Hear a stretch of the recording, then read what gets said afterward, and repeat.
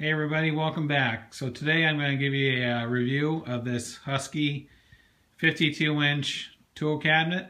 I recently picked it up at Home Depot. The price was $5.98. With tax it was around $6.40.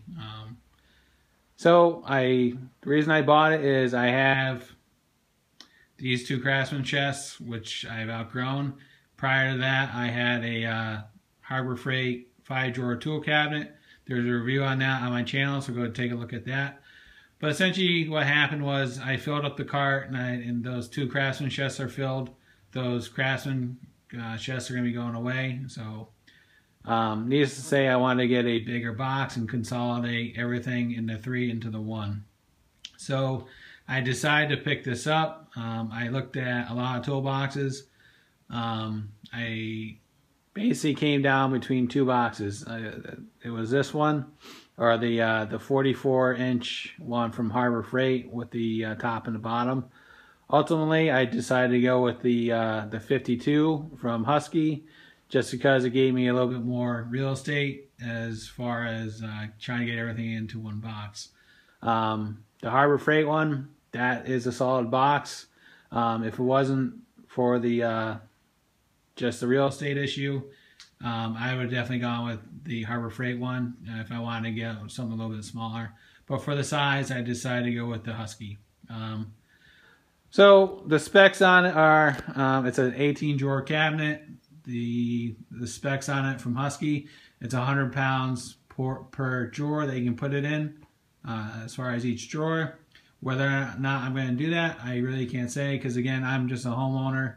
I'm not a professional mechanic or anything like that. I'm just going to be using it to store my stuff that I use around the house and stuff like that. And this is going to be pretty typical as far as what its intention is. This is a homeowner's box. It's not a professional's box. So why don't we go ahead and walk over here and take a look at it and show you some of the features. All right. So the first one you're going to notice is it has a big hood. And we're going to open that up. All right. So just as a reference, just to give you an idea of how tall of an item you can put in there, those are your standard McGuire's spray bottles. So and the hood closes with it, with those in it with no issues. The hood has it's powered. It's lifted up by two gas struts on each side. There is no handle on the hood. Not sure why Husky did that. There is a knockout for a power strip, but for whatever reason, they didn't give you a grommet, so I have to get a grommet for that, because once you take the knockout out, it leaves a sharp edge. The power strip is in there just to give you an idea of what you can do with it. All right. So as far as the drawer configurations, the drawers are just a hair under 16 inches deep. Here's one with nothing in it. When you do buy the cabinet, it does come with liners. They're already pre-cut, so that's one nice thing about it. They're already there for you. It's not a separate expense. Looking at the drawer quality, they're all ball bearing slides. The sheet metal is approximately, I want to say it's 20 gauge. I didn't take a micrometer or set of calibers to it, but I believe it's 20 gauge. For the most part, it is pretty rigid. It's pretty solid. It doesn't feel like they're going to fall off. So all the drawers are 16 inches deep. Actually, they're just a hair under 16 inches. They're about 15 7/8.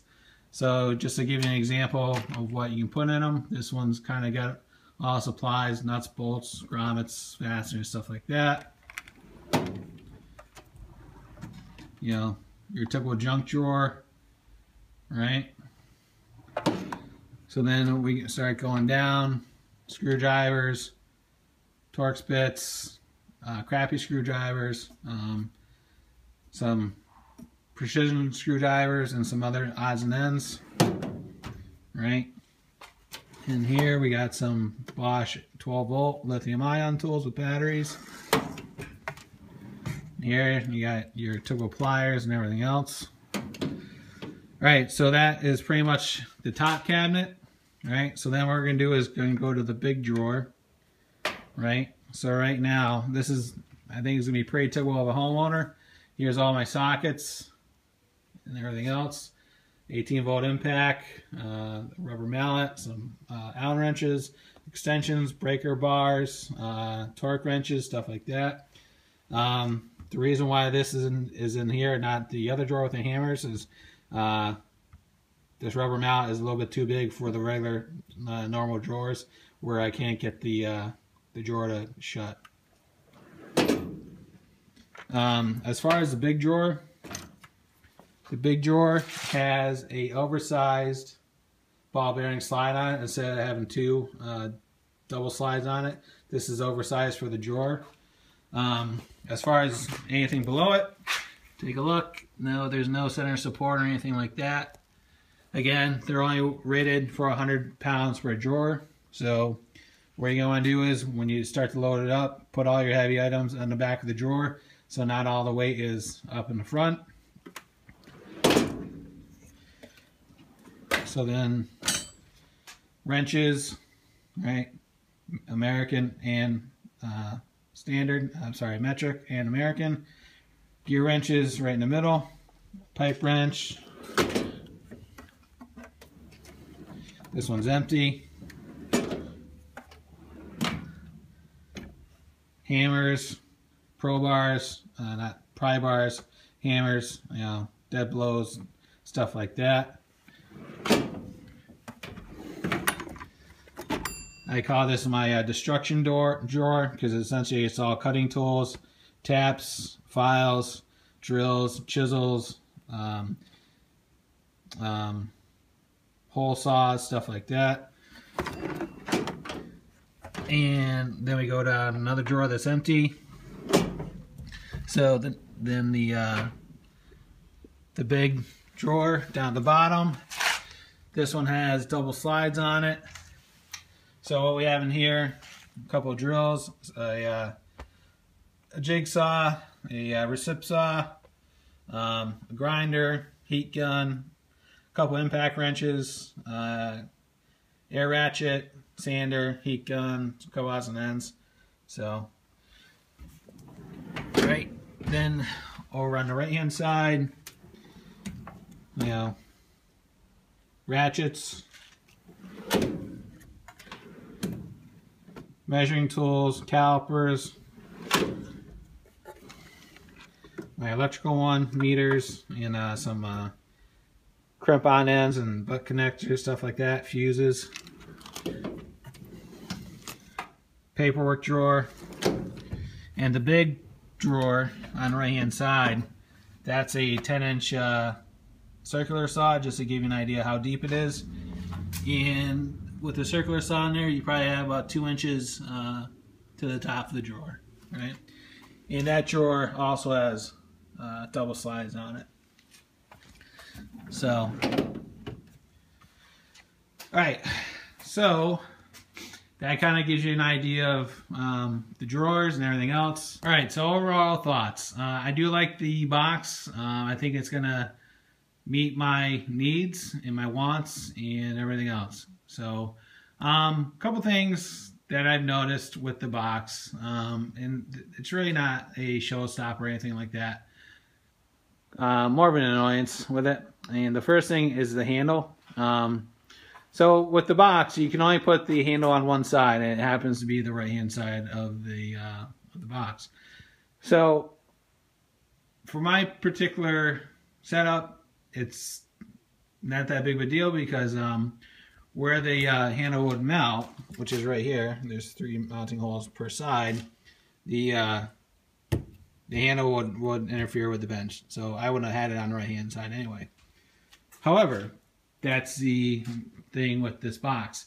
You can only mount the handle on the right-hand side. You know, granted, for me, it really doesn't matter, because I'm probably never gonna move the box anyway. I'm not gonna roll it around my shop, my garage, or anything like that. So it's never gonna move anyway. So it really doesn't. I really don't care. But it would have been nice if they included mounting holes on the left-hand side, in case somebody wanted to do that. So that's kind of like minor grievance number 1. Number 2, as far as the drawer pulls, More likely, they're probably gonna get better as I use it. But right now, the detents for the drawers, they're very stiff. So when you go to close it, you have to push it with a little bit of force. So just something to be aware of.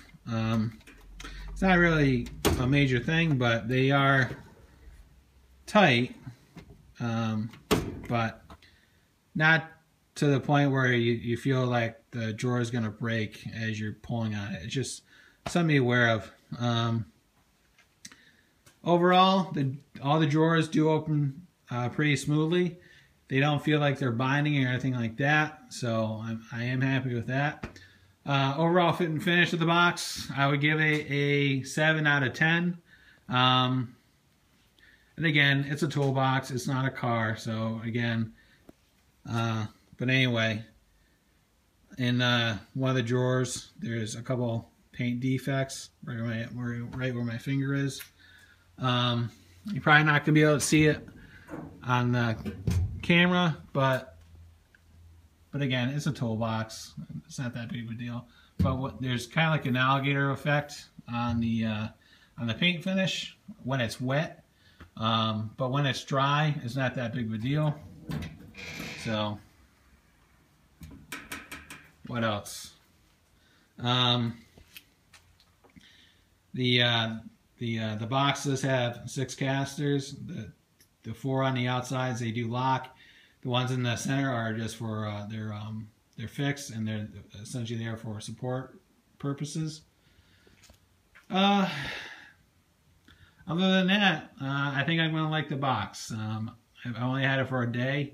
What I'll do is I'll give an update video on this in probably about 6 months to a year, and let you guys know how it's holding out. But for right now, initial impressions are I like it.